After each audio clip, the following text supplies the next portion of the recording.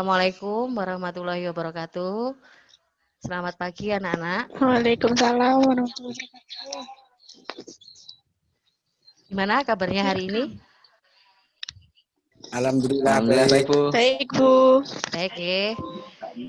Baik. Alhamdulillah, semoga kita semua selalu diberikan kesehatan sama Allah Subhanahu wa taala di masa pandemi ini. Amin. Amin. Baiklah, kita bertemu kembali di materi pembelajaran komputer dan jaringan dasar. Yang kemarin sudah membahas K3LH. Masih ingat K3LH itu apa, anak-anak? Halo. K3LH adalah keselamatan, kesehatan, kerja. Nah, setelah kita mempelajari K3LH, hari ini kita masuk ke KD yang kedua, yaitu menerapkan perakitan komputer. Nah, menerapkan perakitan komputer ini, untuk di materi ini kita awal adalah hardware perakitan komputer. Jadi pengenalan perangkat keras komputer yang akan dirakit, begitu. Tujuan pembelajaran dari KD ini adalah yang pertama, jadi diharapkan peserta didik dapat menjelaskan dan mengemukakan bagian-bagian perangkat keras komputer melalui pengamatan presentasi dan PowerPoint dengan benar. Yang kedua, peserta didik dapat melaksanakan prosedur K3 perakitan komputer melalui diskusi dengan baik. Itu ya. Terus selanjutnya, ini pengenalan hardware komputer. Jadi di komputer itu terdiri dari 3 hardware ini yang saling berhubungan. Ada CPU, yaitu Central Processing Unit yang biasa disebut prosesor, yaitu otaknya komputer. Jadi komputer itu paling penting yaitu di bagian prosesornya yang mengendalikan segala perangkat keras yang ada di dalamnya. Yang kedua, memori. Memori berisi RAM dan ROM. Kemudian selanjutnya input output. Nah, di sini ada penjelasan tentang CPU.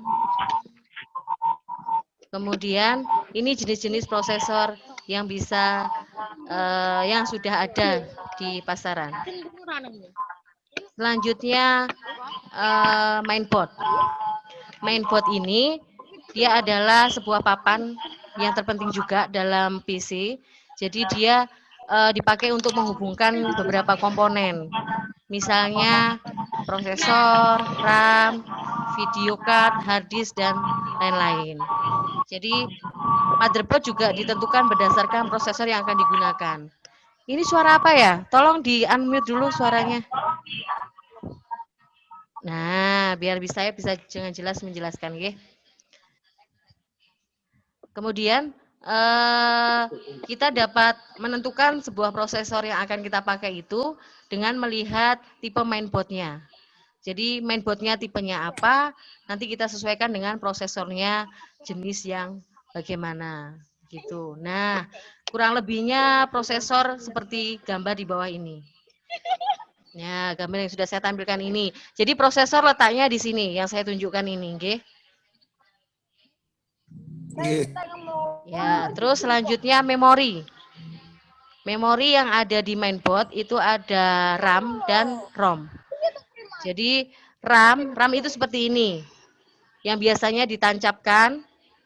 Nah, itu RAM. Kalau ROM itu sudah ada dari pabrik. Biasanya ROM itu ada langsung tertancap pada mainboard. Kemudian yang selanjutnya ada hard disk. Jadi perangkat keras penyusun untuk perakitan komputer ada hard disk. Di sini hard disk ada jenisnya ATA, SATA, SC, SI.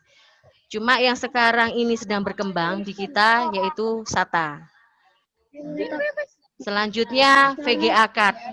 Jadi VGA card ini digunakan untuk menerjemahkan output keluaran komputer ke monitor. Jadi yang bisa menampilkan tampilan grafik itu adalah VGA card di monitor.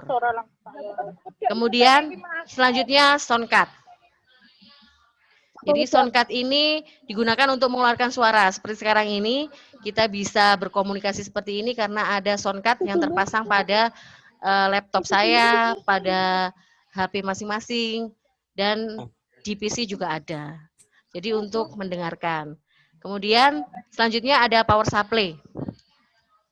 Jadi power supply juga begitu, ada jenis AT dan juga ada jenis ATX.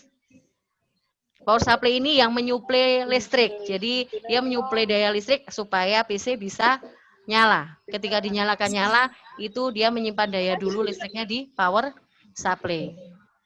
Nah, selanjutnya yang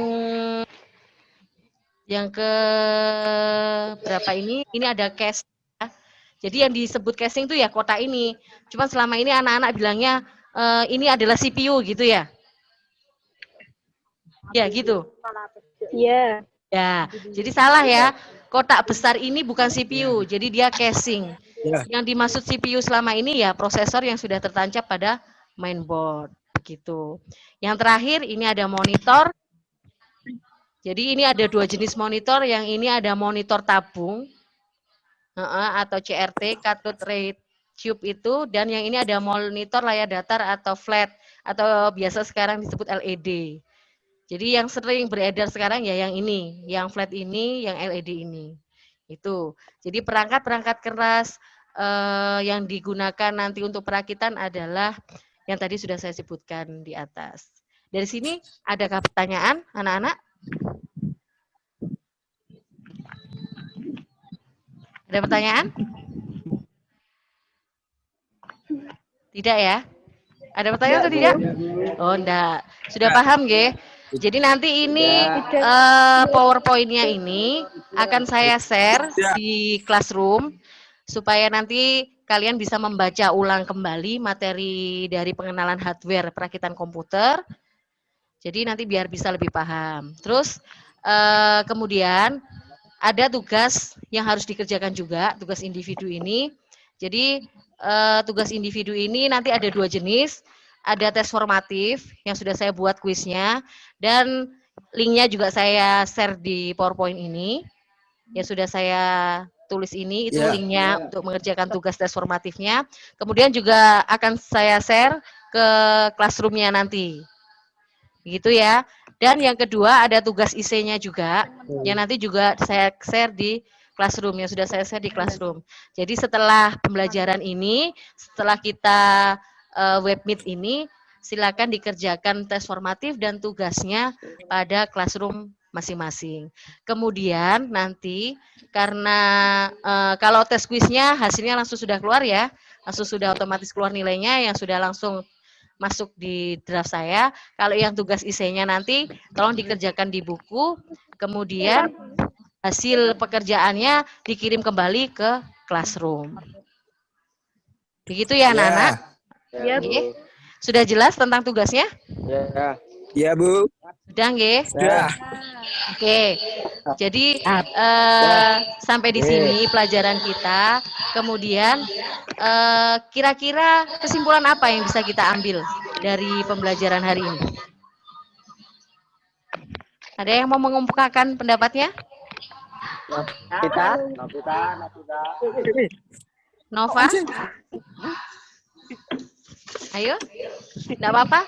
Silakan, waktu kita terbatas. Ya, karena pelajaran hari ini kita bisa copy tentang hardware gitu loh, Bu. Oh ya, tentang hardware penyusun untuk perakitan komputer ya. Ya, oke. Jadi karena pelajaran hari ini sudah selesai, kesimpulannya bahwa peserta didik menjadi tahu bahwa ada hardware untuk perakitan komputer, sudah mengenal dan memahaminya, begitu ya? Oke. Saya Ya. kira hari ini sudah cukup sampai di Ya, sini. Bu. Besok kita lanjut lagi. Jaga diri baik-baik di rumah, jaga kesehatan, selamat belajar. Jangan lupa tes formatif dan tugasnya dikerjakan di classroom. Gitu ya anak-anak. Terima kasih. Ya, Bu. Assalamualaikum warahmatullahi wabarakatuh. Waalaikumsalam warahmatullahi wabarakatuh. Waalaikumsalam warahmatullahi wabarakatuh.